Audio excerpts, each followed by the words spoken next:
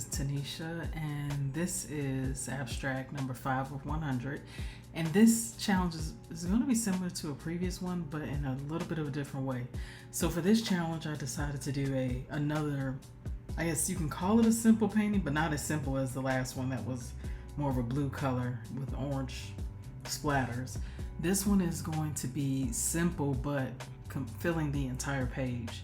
I seen someone do this and I thought, oh, this is really interesting. I just want to see if I would like it or what I would think about it. And the biggest part about this type of abstract is, I believe, trying to just build up the layers below. So I spent some time trying to do that, and at some point I did it so I scratched in the paper so hard that some of it started to come up, but this was a really fun challenge. I don't feel like I completed this painting, but I learned a lot about some things I can do to build the underlayers, just like using this tool that I used to scratch up the paper after I put the paint down. That provided some texture. And I noticed as I was going through this painting, I really didn't use a paintbrush, and to be honest with you, I was okay with that, because I was thinking I don't have to clean up my paintbrushes at the end of the night. So that was a good thing.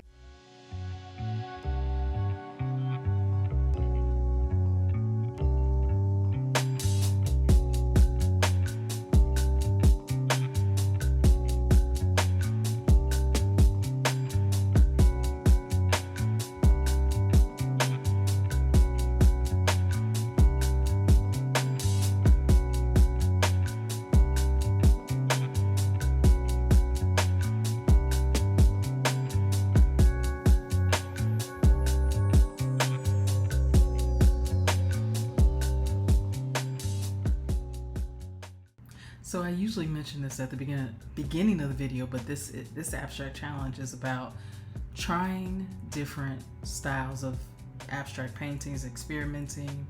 And so the goal is to do 100 different abstract paintings, and by the end, I know I will have learned so much, because I have learned so much just from these 5 paintings abstract paintings I've done so far. And the goal is not to complete them, but to learn from them. So in the case of this painting, I didn't complete it, but I learned so much. I put a lot of work into just building the underlayers before I decided to go to kind of simplify the top of the painting. Although I do feel like I didn't finish it. I thought about adding some collage to it, but you'll see where I stopped at towards the end. But I really learned a lot about building up texture and just being free. I feel like this whole process has taught me to be freer, to be bolder in what I'm doing. Before, I would be a little bit fragile with abstract paintings. I would be scared to make a mistake or mess it up. And now, since I've started this challenge, I feel like I have really loosened up even more than I thought I was already doing. And I'm allowing myself to make mistakes and to cover things up and to bring things back. And it's really freeing that way when you can do this, because sometimes you can get so tight and stuck in what you're doing.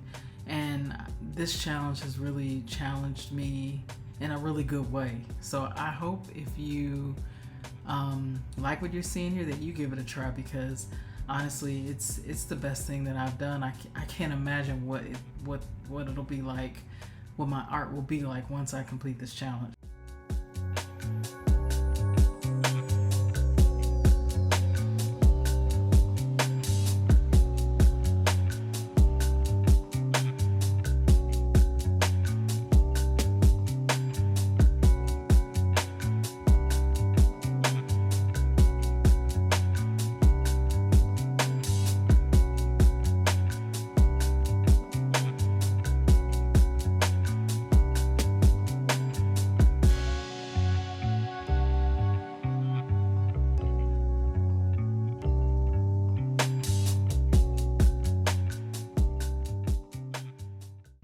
At this point, I have added a bit of texture underneath the painting. Of course, if this was a painting I was working on to sell, I'd probably work on it a bit more. Not saying it's bad, but I decided I've added enough texture for now, and I started to go into more of getting a simple color on top, because the goal of this is to be a simple painting with a pop of color. Not a lot of mark making, a lot of scratches, a lot of texture underneath, and it's really hard to see the texture in the video, because in person I can feel all the things that I've done below. I can see them. I see marks that are standing up on the paper, ink that is dried in a pile. It's kind of hard to see it on the screen, but underneath I have built up some texture. And so here I can tell you, I started to struggle. I'm thinking, what do I do with this now? Because I wanted to start doing a lot of mark making and things like that. And not saying it's wrong, because as you can see on the right hand side, I did some mark making, but usually I do a lot more than what I'm doing right now. So this is a little bit of a challenge, because I'm trying to keep it simple with pops of color and try to figure out, where to bring the eye with this painting. And yeah, it was a little bit of a struggle trying to figure out where to go with this.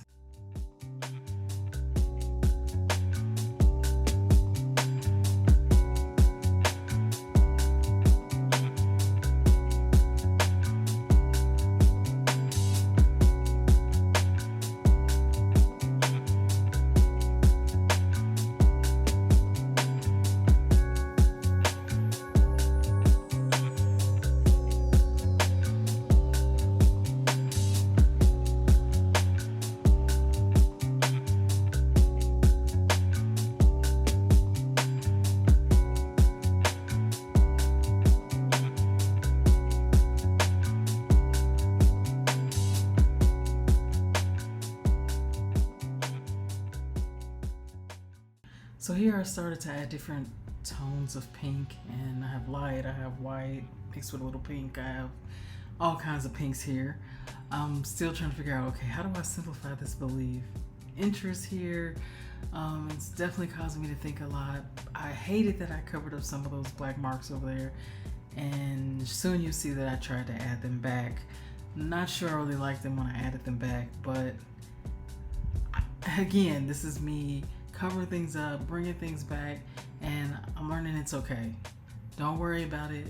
I feel like I always say, and I've said in previous videos, the one thing that I'm learning is take a break, step away from it, and come back. And when you come back, sometimes you just know what to do. In this case, I'm so busy working on preparing for my Dallas art walk coming up this weekend. I didn't get to really get back in, finish this up. But again, the goal is not to finish it, but to learn. I can say I've learned a lot. So far, it's okay where it is. I can see some improvements that I want to make, but I really hope you enjoyed the painting. Please leave a comment and let me know what you think. And if you like this video, please like it. And thank you for watching.